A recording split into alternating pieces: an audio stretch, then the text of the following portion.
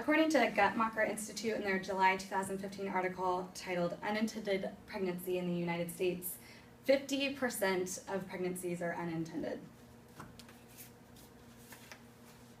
I am here today to obtain your support in a law that was recently passed in Oregon and also in California, where pharmacists can actually prescribe birth control to women. In California, it's women who are of any ages, whereas in Oregon, it's 18 and older. But I believe that women should be able to obtain this at any age. I believe that if this is passed across the United States,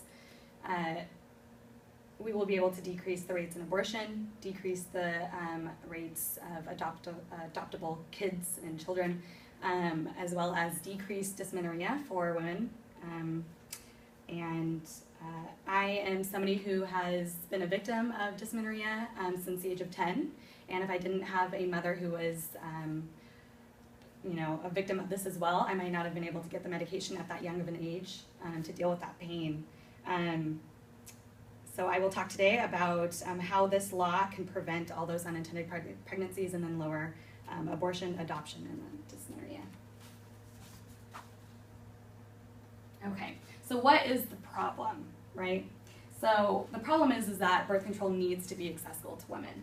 And that is because first, according to Guttmacher Institute and the Centers for Disease Control, there are over 1 million abortions every single year, and this dates back to 1977. So every single year since 1977 to 2015 so far, there has been over 1 million abortions, which is a very high number. Secondly, the U.S. Department of Health and Human Services reported in their AFCARS report that in 2014, there was over 400,000 orphans in the United States, and that is an increase of almost 18,000 orphans in just 2 years. So if we were able to pass this law, if kids of all ages are able to get that birth control and decide to be sexually active at younger ages, we might not have to have this high of number in our orphanages. Thirdly, in 2012, the U.S. National Library of Medicine National Institutes of Health conducted a study on 408 women, and of those random women, they were ages of all over. 84% of women reported dysmenorrhea. This number does not need to be that high. Something as easy as birth control can help prevent this and the unbearable pain that women have to go through. And then also, according to the Human Health Services, in their article, Trends in Teen Pregnancy, it's actually been declining for the last 20 years. So, if you're a mother or you're a father and you feel that getting your child birth control at such a young age might encourage them to be promiscuous, this is a great fact that, it's been declining for 20 years. And according to the article in 91, the birth rate was 61.8 births for every 1,000.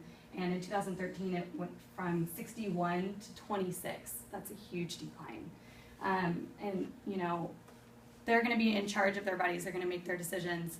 But if we are able to get them the birth control that they need at those ages, we might not have to, have a child brought into the situation. And so it's better to do that rather than do nothing. So now you can see all the negative outcomes that can occur when people aren't able to receive the birth control or the medication that they need. So I have a little insight from a pharmacist who deals with this on a daily basis. So let's watch this little video.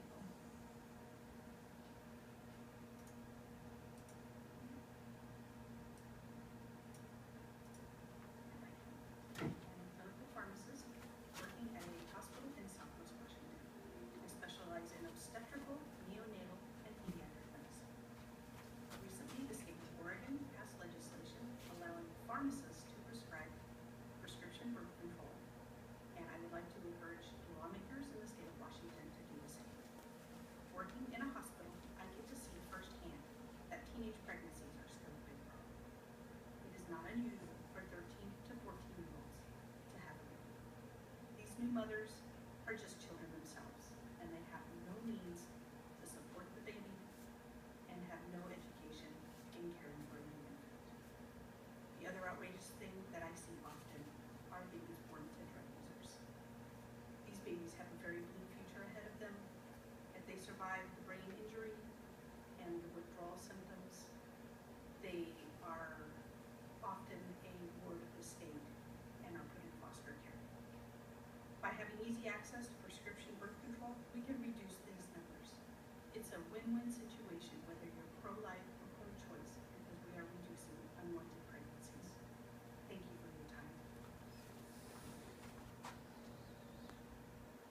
Okay, so as you can see, even a pharmacist who deals with us realizes the big effects that can happen if this is not accessible. So I ask you to imagine yourself as a mother or a father if you're not already, even having a daughter who is going through the pain or having this unwanted, unintended pregnancy, and even, you know, if you don't have a daughter, you might have a son who's actually going through dealing with this unwanted pregnancy as well. So as you can see, it doesn't, you know, only affect women, it actually affects men, it affects clinical staff all around the world, it affects everybody. So now you may be thinking, what can I do to help? And so I ask you today to become an advocate, help with the word of mouth campaign. Let's get this information around the world and especially our country and get this law passed. Let's make it our mission to have all pregnancies intended so there's no choice between life and death. Thank you.